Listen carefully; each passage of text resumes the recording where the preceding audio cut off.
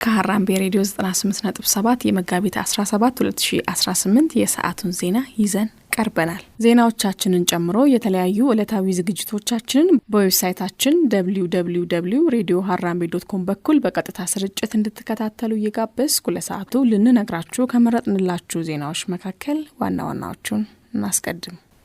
ብልጽግና ፓርቲ በአዲስ አበባ በ3 የምርጫ ክልሎች ላይ እጩ ሳይመድብ ስለመቅረቱ፣ የኢኮኖሚ ጫና የኢትዮጵያውያንን የስደት መጠን በ18% እንዲጨምር ስለማድረጉ፣ ፓርቲው በምዝገባ መስተጓጎል ምክንያት ከ200 በላይ እጩዎቹ አለመመዝገባቸውን ስለመግለጹ ከሀገር ቤት፣ በኬንያ ኬሪቾ ከተማ የ32 ህጻናት አስክሬን በጅምላ መቃብር ውስጥ ስለመገኘቱ ከአፍሪካ፣ ኢራን በአሜሪካ ዲፕሎማሲ ላይ እምነት እንደሌላት ስለመግለጿ ከዓለም አቀፍ።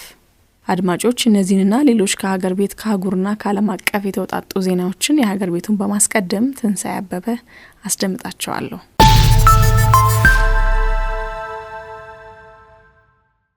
ብልጽግና ፓርቲ በአዲስ አበባ በ3 የምርጫ ክልሎች ላይ እጩ ሳይመድብ መቅረቱ ተሰማ።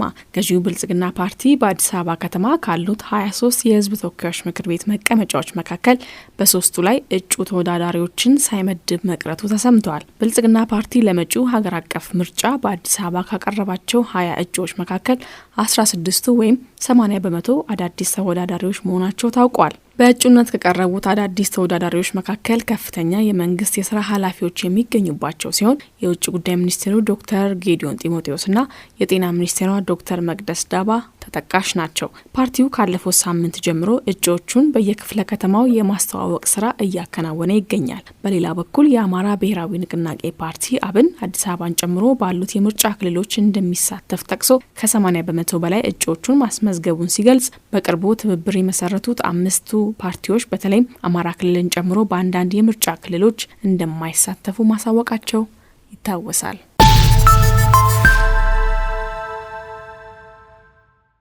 የኢኮኖሚ ጫና የኢትዮጵያውያንን የስደት መጠን በ18% እንዲጨምር ማድረጉ ተገለጸ።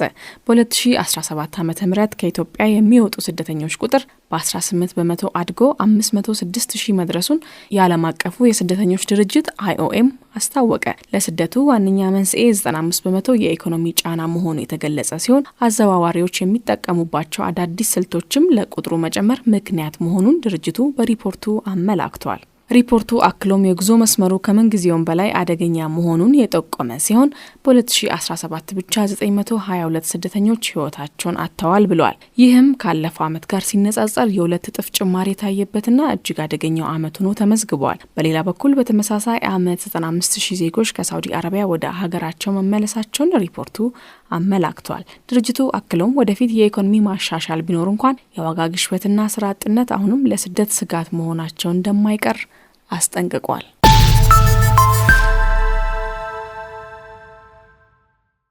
ፓርቲው በምዝገባ መስተጓጎል ምክንያት ከ200 በላይ እጩዎቹ አለመመዝገባቸውን ገለጸ። ነጻነትና እኩልነት ፓርቲ በኢንተርኔት መቆራረጥና ከዲጂታል የእጩዎች ምዝገባ ጋር ተያይዞ በተፈጠሩ መስተጓጎሎች 250 የሚሆኑ እጩዎች አለመመዝገባቸውን አስታወቀ።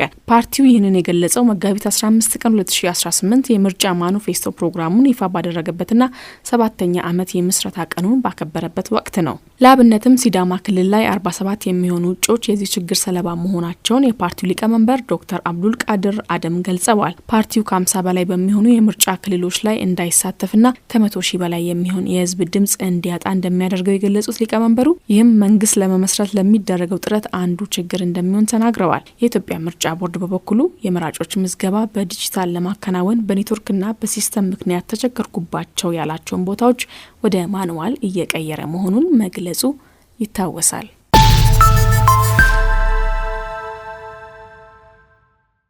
በፖላንድ ለሚካሄደው የዓለም የቤት ውስጥ ሻምፒዮና ኢትዮጵያን የሚወክሉት 2 አትሌቶች ብቻ መሆናቸው ተገለጸ። በፖላንድ ቶሩን ለሚካሄደው 21ኛው የዓለም የቤት ውስጥ አትሌቲክስ ሻምፒዮና ኢትዮጵያን ወክለው የሚወዳደሩት 2 አትሌቶች ብቻ መሆናቸውን የኢትዮጵያ አትሌቲክስ ፌዴሬሽን አስታወቀ። እንደ ፌዴሬሽኑ ገለጻ የአውሮፓ ህብረት የቪዛ ማመልከቻ ከውድድሩ 45 ቀናት በፊት እንዲቀርብ በሚያዘው ህግ ምክንያት በወቅቱ መስፈርቱን አሟልተው የተገኙት 2 አትሌቶች ብቻ መሆናቸውን፣ ቀሪዎቹ 4 አትሌቶች በቪዛ እጦት ከውድድሩ ውጪ ሆነዋል።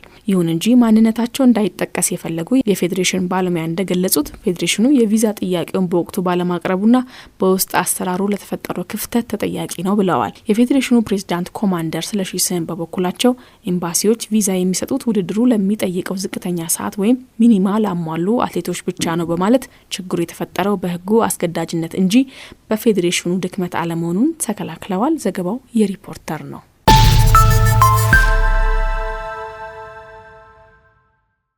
በኬንያ ኬሪቾ ከተማ የ32 ህጻናት አስክሬን በጅምላ መቃብር ውስጥ መገኘቱ ተሰማ። የጅምላ መቃብሩ በአካባቢው በሚገኙ ነዋሪዎች ላይም ከፍተኛ ድንጋጤና ፍርሃትን ፈጥሯል። በኬንያ ኬሪቾ ከተማ በሚገኝ አንድ የጅምላ መቃብር ውስጥ የ32 ህጻናት አስክሬን መገኘቱን ቢቢሲ ምንጮችን ዋቢ አድርጎ ዘግቧል። የአካባቢው ፖሊስ አስቀድሞ በቦታው ተቀብረዋል ተብሎ የታሰቡ 14 አስክሬኖችን ለማውጣት የፍርድ ቤት ትዕዛዝ ተቀብሎ እንደተጀመረ የተገለጸ ሲሆን ሆኖም ከተገመተው በላይ በርካታ አስክሬኖች ተገኝተዋል። የመንግስት ፓቶሎጂስት ሪቻርድ ንጆሮጌ እንደገለጹት አስክሬኖቹ በጆንያ ተጠቅጥቀው የተገኙ ሲሆን ሁኔታው እጅግ ያልተለመደና አስደንጋጭ መሆኑን ገልጸዋል። ሟቾቹን በአስቸኳይ የመለየትና ለሞታቸው ምክንያት የሆነውን ሁኔታ የማጣራት ስራ እንዲከናወን ጥሪዎች እየቀረቡ ይገኛሉ። ይህ ክስተት ከጥቂት ዓመታት በፊት በኬንያ ከተከሰተውና በመቶዎች የሚቆጠሩ ሰዎች በረሃብ እንዲሞቱ ካደረገው የሻካሆላ የሃይማኖት ቡድን ጋር ተመሳሳይነት ይኑረው አይኑረው በምርመራው የሚታወቅ ይሆናል ያለው ቢቢሲ ነው።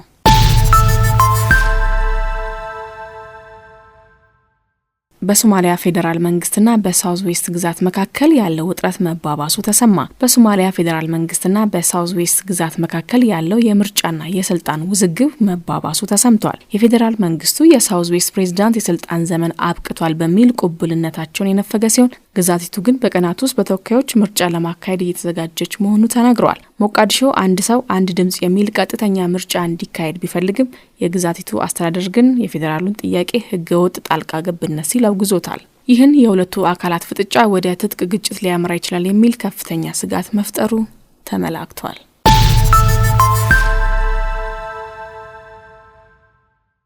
ኢራን በአሜሪካ ዲፕሎማሲ ላይ እምነት እንደሌላት ገለጸች።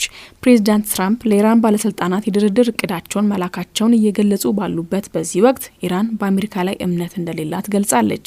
የኢራን የውጭ ጉዳይ ሚኒስቴር ቃል አቀባይ እስማኤል ባጋይ ለህንዱ ጋዜጣ ኢንዲያ ቱዴይ በሰጡት ቃለ ምልልስ ማንም በአሜሪካ ዲፕሎማሲ ላይ እምነት ሊጥል አይችልም በማለት ያላቸውን ጥርጣሬ ገልጸዋል። አክለውም የአሜሪካን ዲፕሎማሲ በተመለከተ ኢራን በጣም መጥፎ ልምድ አላት በማለት በ9 ወራት ውስጥ ድርድሮች እየተካሄዱ 2 ጊዜ ጥቃት እንደተፈጸመባት በማብራራት ድርጊቱን የዲፕሎማሲያዊ ክህደት ብለውታል። ቃል አቀባዩ እንዲሁም በአሜሪካና በኢራን መካከል እየተካሄደ ያለ ድርድር እንደሌለ አጽንኦት በመስጠት አስተባብለው በአሁኑ ጊዜ የኢራን የጦር ኃይሎች ትኩረታቸውን ያደረጉት የሀገሪቱን ግዛት በመከላከል ላይ መሆኑን ተናግረዋል። 1 ወር ሊሞላው የተቃረበው አሜሪካና እስራኤል በኢራን ላይ የሚያካሂዱትን ጦርነት ለማብቃት ፕሬዝዳንት ትራምፕ የ5 ቀናት የጊዜ ገደብ አስቀምጠው የድርድር ነጥቦችን ማቅረባቸውን ገልጸዋል። እስካሁን ግን ከኢራን በኩል ስለ ድርድሩ በይፋ የተባለ ነገር ካለመኖሩ በተጨማሪ የተለያዩ የሀገሪቱ ባለስልጣናት የተጀመረ ንግግር እንደሌለ በመናገር ላይ ይገኛሉ።